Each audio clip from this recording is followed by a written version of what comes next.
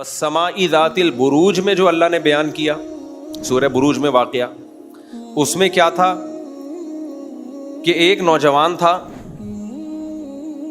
ایک نوجوان بادشاہ نے کہا جادوگر سے نا، بادشاہ لوگ اس کے جادوگر تھے جو لوگوں کو الو بناتا تھا، تو اس سے بادشاہوں کے منجن بھی بکتے ہیں۔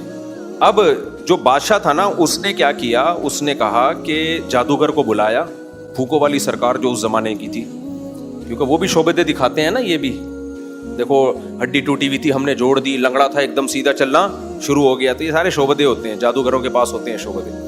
تو بادشاہ نے جادوگر کو بلایا اور کہا کہ جادوگر نے کہا کہ دیکھو میں مرنے والا ہوں، تو آپ کوئی بندہ دے دو جس کو میں یہ جادو سکھا دوں، یہی شعبدے بازیاں، کوئی نوجوان دے دو، جوان خون ہو، تاکہ کچھ عرصہ چل تو سکے نا، وہ تو آپ کی کام آئے گا، یہ منجن دبا کے چلتا رہے گا آپ کا۔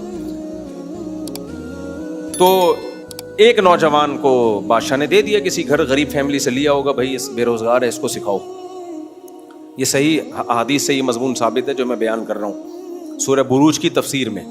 تو اب ہوا کیا کہ جب وہ جو جادوگر تھا نا، جو نوجوان تھا، اس نے جادو سیکھنا شروع کیا اس زمانے کی پھونکوں والی سرکار سے کہ یار صرف یہ پھونک آپ کے کل مرنا بھی ہے نا، پھونک نکلے گی بہارا لیکن ایک دن، کتنی بھی پھونکوں کے سلنڈر بھروا لو، موت کا فرشتہ آتا ہے تو اچھے اچھوں کی پھونک نکال دیتا ہے۔ تو اس سے پہلے کہ بادشاہ کی پھونک نکل جائے، کسی اور کو یہ پھونکوں والا فن سکھا دیا جائے۔ تو جادوگر بڈھا ہو گیا تھا، اس نے پھر اس نوجوان کو سکھانا شروع کیا۔ اب اللہ کی قدرت یہ کہ وہ بچہ جب اپنے گھر سے نکل کے آتا تو راستے میں ایک راہب، اس دور میں عیسائی مذہب برحق مذہب تھا، عیسائیت، اس میں راہب جو عیسائیوں میں بزرگ ہوا کرتے تھے، تو یہ نوجوان جب جادوگر کے پاس آتا تو آتے ہوئے بھی اس راہب سے ملتا ہوا آتا اور گھر جاتے ہوئے بھی راہب سے ملتا ہوا آتا۔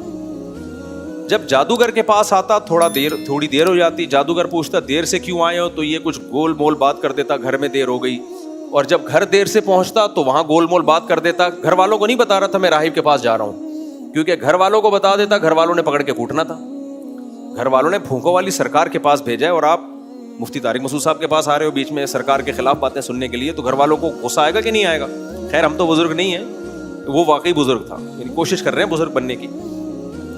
تو اب وہ راہب کے پاس 2 دفعہ اور 1 دفعہ کس کے پاس؟ بولو، جادوگر کے پاس۔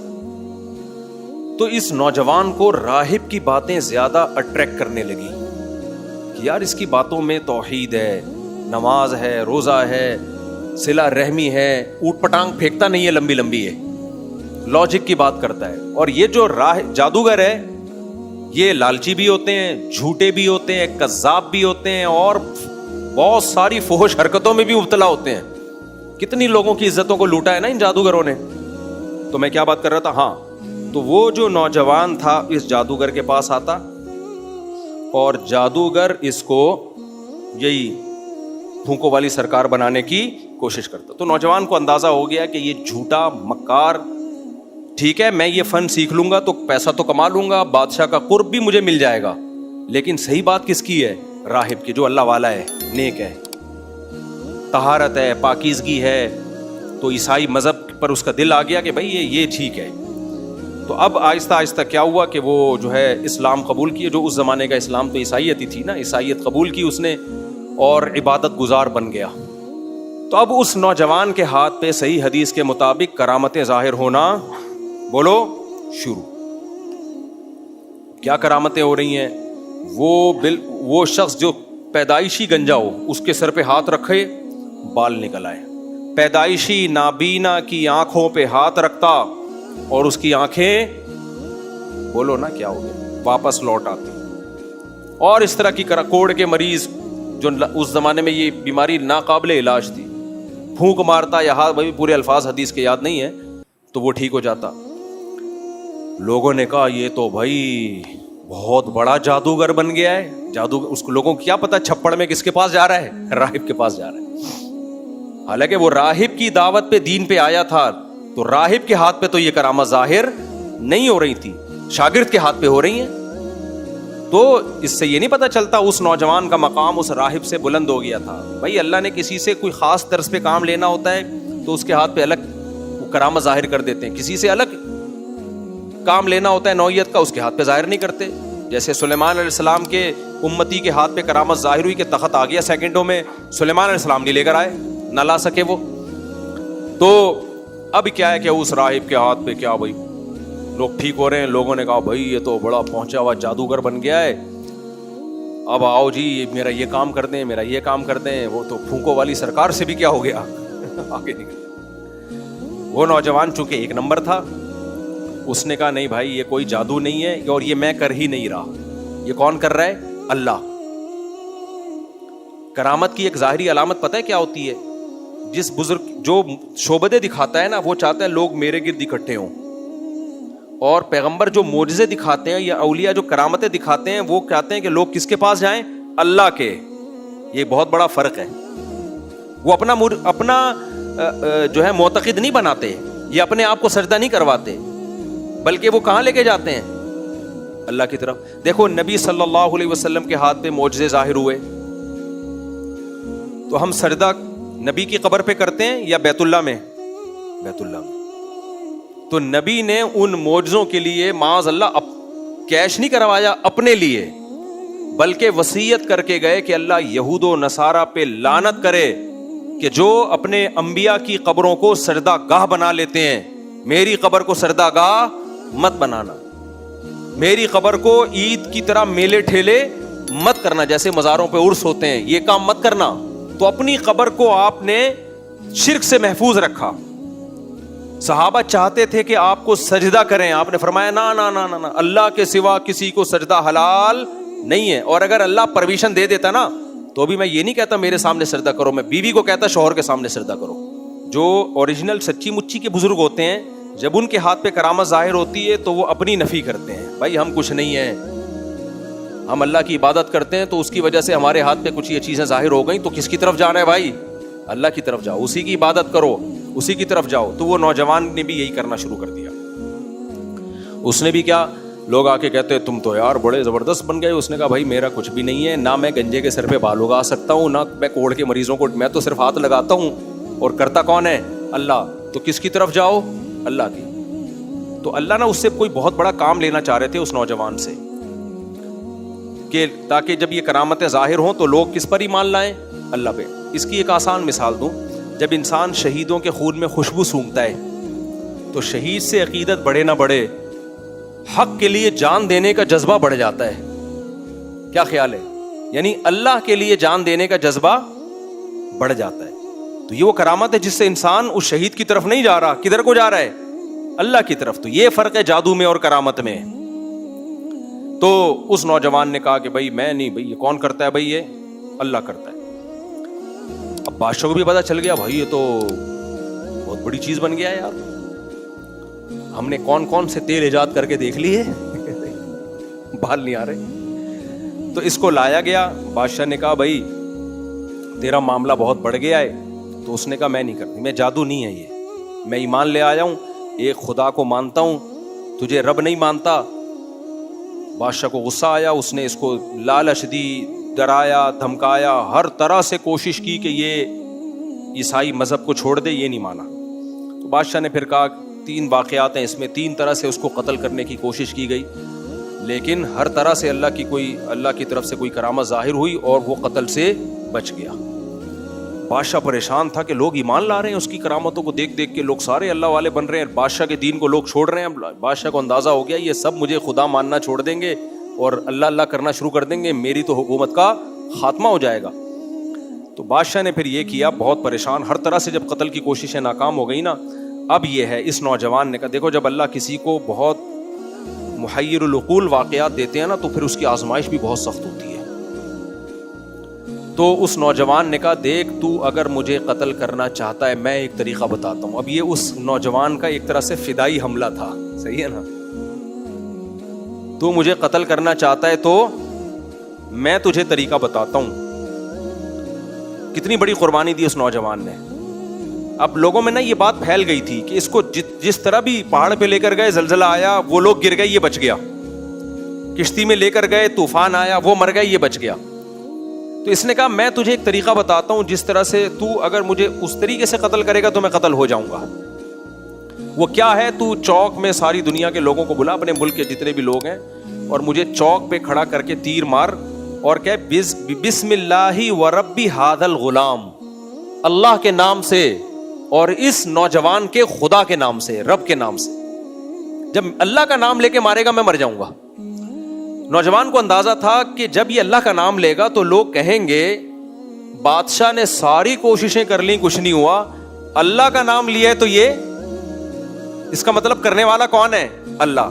نوجوان کو پتا تھا یہ جب ہوگا نا تو لوگ بادشاہ کے دین کو چھوڑ دیں گے اور یہ بھی دیکھیں گے میں نے اتنی بڑی قربانی دی. تو اس نوجوان نے تو اپنی جان پیش کی. اس نے کہا بادشاہ تو ایسے کر. لوگوں میں ہلچل مچ گئی, بھائی ایسے ہونے والا ہے. بادشاہ نے کہا یار میں پبلک کو کنٹرول کر لوں گا, اس کو کنٹرول کرنا ممکن نہیں ہے, اس کے ساتھ تو اللہ کی مدد ہے, ایک دفعہ یہ شہید ہو جائے تو پبلک کو میں سنبھال لوں گا. لیکن اس کو پتا نہیں تھا کہ پبلک جب یہ واقعہ دیکھے گی نا تو وہ بالکل تیرے ہاتھ سے نکل جائے گی. قربانی یہ نوجوان دے رہا ہے. تو اس کو کسی ستون پہ لٹکایا گیا اور بادشاہ نے اللہ اکبر بسم اللہ و رب ھذا الغلام, اللہ کے نام سے اور اس غلام کے رب کے نام سے, جب یہ تیر چلایا تیر اس کی کنپٹی پہ لگا اور یہ اسی وقت شہید ہو گیا. ایک بعض روایات میں آتا ہے حضرت عمر رضی اللہ تعالیٰ عنہ کے دور میں اس کی قبر کھولی گئی تھی تو تیر کا جو زخم تھا وہ ہرا تھا اور اس سے خون بہ رہا تھا. شہیدوں میں بہت ایسا واقعات ہوتے ہیں کہ 10 سال کے بعد قبریں کھلتی ہیں, جسم بھی سلامت ہوتا ہے, خون بہ رہا ہوتا ہے. یہ کامن ہے شہیدوں میں, بہت ہوا یہ واقعہ. وہ شہید ہوا جہاں اس نے شہادت پائی ہے, سب لوگ اشہدو ان لا الہ الا اللہ و اشہدو ان عیسی ابن مریم روح اللہ, جو بھی اس زمانے کا کلمہ تھا وہ سارے سیدنا عیسیٰ پہ ایمان لے آئے, سارے مسلمان ہو گئے. جو عیسائی مذہب انہوں نے اختیار کر لیا, اور اس وقت عیسائیت میں توحید تھی. عیسائی حضرت عیسیٰ کو اللہ کا بیٹا نہیں کہتے تھے. تو اب کیا ہوا ہے جب یہ سب ہو گیا تو بادشاہ نے کہا یہ کیا ہو گیا, ایک ہی رولہ پہ گیا, چودھری سٹا لے گیا. پنجاب میں نا الیکشن جب تھے تو کوئی اور جیت گیا, چودھری صاحب جیت گئے, محنت کسی اور نے کی تھی. تو اس پہ یہ پنجاب میں شعر لکھا ہوتا تھا ایک ہی رولہ پہ گیا, چودھری سٹا لے گیا. تو بادشاہ نے کہا ایک ہی رولہ پہ گیا, یہ تو چودھری سٹا لے گیا, کوشش میں کر رہا ہوں اور فائدہ کون لے گیا؟ یہ تو نوجوان کا دین لوگوں نے قبول کر لیا. تو بادشاہ لوگ کیا کرتے ہیں ایسے موقع پہ؟ ظلم کرتے ہیں. تبھی یہ جو لوگ کہتے ہیں نا خلافت, بھائی کچھ چیزوں میں بادشاہی نظام اچھا ہوتا ہے, کچھ میں جمہوری نظام اچھا ہوتا ہے. بادشاہی نظام یا کوئی خلیفہ ہو وہ جب اچھا ہوتا ہے جب وہ نیک ہو, پرہیزگار ہو, شریعت کے مطابق چلا رہا ہو. لیکن اگر اس کی کھوپڑی گھوم گئی نا تو وہ جو ظلم کرے گا نا وہ ایسی کی تیسی کر دے گا. جمہوری نظام میں کچھ آواز تو اٹھا سکتے ہو نا, ایک آدمی کے پاس پاور نہیں ہوتی. خیر جی بادشاہی نظام تھا, بادشاہ سلامت نے آرڈر دیا اڑا دو سب کو. اور جو سرکاری تھے بادشاہ کے فوجی موجی, تو بادشاہ نے خندقیں کھدوائیں پورے شہر میں اور کہا کہ جو بھی ایمان نہ لے کر آئے نا اس کو اس آگ میں ڈال دیا جائے. تو لوگ فوجی اس کے پکڑ کے لاتے رہے, ایک شخص کو آگ میں ڈالتے رہے. ایک عورت آئی جس کی گود میں بچہ تھا. عورت کو ترس آتا ہے نا اپنے دودھ پیتے بچے کو میں کیسے لے کے آگ میں چھلانگ ماروں. تو صحیح بخاری مسلم کی حدیث ہے, چند بچے جو ماں کی گود میں بولے ہیں نا ان میں یہ بچہ بھی تھا. یہ بچہ ماں کی گود میں بولا, اس کی بھی کرامت ظاہر ہوئی. لوگ کہتے ہیں مولانا زکریا رحمۃ اللہ علیہ کے والد ماں کی گود میں کیسے قرآن پڑھ لیا. تو ماں کی گودوں میں چھوٹے بچوں کے بولنے کے بہت سارے واقعات ہوئے ہیں, یہ کرامت کے طور پہ. بہت سارے نہیں تو چند واقعات ہوئے ہیں. تو جب عیسیٰ علیہ السلام کی امت میں ہو سکتے ہیں تو محمد صلی اللہ علیہ وسلم کی امت میں کیوں نہیں ہو سکتے؟ تو اب کیا ہوا کہ وہ جو بچہ تھا اس نے وہ ماں کی گود میں بولا اور کہا اے ماں گھبرا مت, یہ دیکھنے میں آگ ہے, حقیقت میں یہ جنت کا باغ ہے. یہ اللہ کی طرف سے حوصلہ ملتا ہے جب انسان قربانی دیتا ہے. تو ماں نے اس بچے کو لے کے اس آگ میں چھلانگ لگا دی. تو اب میں جو اصل واقعہ بیان کرنا چاہ رہا تھا نا, یہ تو سارا یعنی تمہید لمبی ہو گئی. تو قرآن میں کہیں نہیں کہ پھر اس پر عذاب آیا بادشاہ پر, کچھ بھی نہیں ہے. کیا مطلب؟ دنیا میں وہ سب کیا ہو گئے؟ ناکام. تو وہ ساری قوم جتنے بھی لوگ ایمان لائے تھے ہزاروں کی تعداد میں, وہ سب آگ میں اس نے جلا دیے. تو اب قرآن میں نہیں ہے کہ اس کا کوئی برا ہوا اس کے ساتھ, اللہ نے آخرت کی دھمکیاں دی ہیں. تو ایک عرب عالم نے اس پہ بڑی پیاری بات لکھی ہے کہ دنیاوی لحاظ سے وہ بادشاہ کامیاب ہو گیا, بغاوت کو اس نے, زبانی بغاوت, مسلح والی بغاوت نہیں, اس نے کچل دیا, کامیاب ہو گیا. لیکن کیا ہم اس کو کامیابی کہیں گے؟ بولو. ना, कुरान कहता है वस्समाइ ज़ातिल बुरूज, वस्समाइ ज़ातिल बुरूज, ये तो मैं हर फजर में पढ़ रहा होता हूँ, वस्समाइ ज़ातिल बुरूज वल यौमिल वशाहिदी व मशहूद कुतिला अस्हाबुल उखदूद अन्नारि ज़ातिल वक़ूद। अल्लाह कहते हैं वो जो खंदके खोदने वाले थे ना, बादशाह और उसके फौजी, वो सब बर्बाद हो गए। इज़ हुम अलैहा क़ुऊद व हुम अला मा यफ़अलून बिल मुमिनीन शुहूद। वो ये तमाशा देख रहे थे, मजलूम, कमज़ोरों, बच्चों, औरतों को आग में जलता हुआ देख के तमाशा देख रहे थे, और बल्कि बादशाह के साथ इस जुल्म में शरीक थे। दुनिया तो कहेगी ये लोग बर्बाद हो गए, कुरान कह रहा है कौन बर्बाद हो गया? बादशाह और उसके फौजी, जो ये जुल्म देख रहे थे अपनी आंखों से। अंग्रेज देखेगा, कहेगा कहां बर्बाद हुए भाई, कामयाब हो गए, बगावत को कुचल दिया उन्होंने।